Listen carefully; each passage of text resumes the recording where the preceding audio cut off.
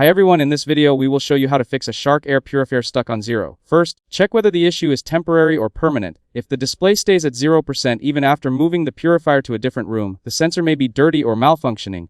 If you see a steady red light, this usually indicates a sensor problem rather than poor air quality. Start by performing a complete power reset. Turn off the air purifier using the power button. Next, unplug it from the power outlet and leave it unplugged for at least 35 seconds.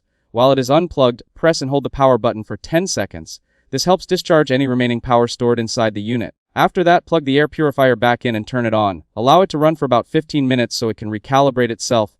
If the display is still stuck on 0, check and reset the filter indicator. On HP071BRN models, press and hold the filter reset button for about 7 seconds until the red light flashes twice. On Shark 200 series models, press and hold the power button for about 8 seconds. If the filter light does not reset, make sure the filter is installed correctly. Next, clean the air quality sensor. Turn off and unplug the purifier. Locate the sensor behind the side grille or near the rear air intake. Depending on your model, using a clean microfiber cloth, gently dab the sensor area. Do not use water, cleaning sprays, compressed air, or excessive pressure, as these can damage the sensor after cleaning. Wait about 20 minutes before turning the purifier back on.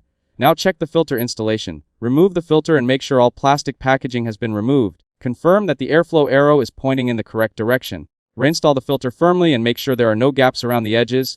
If you recently washed a reusable filter, make sure it is completely dry before reinstalling it. A damp filter can cause incorrect readings and trigger sensor problems.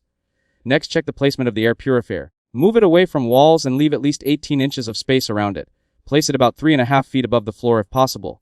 Avoid placing it near humidifiers, candles, kitchens, or areas with excessive moisture. If your display shows 999 when changing modes, this usually indicates a communication problem between the sensor and the control board.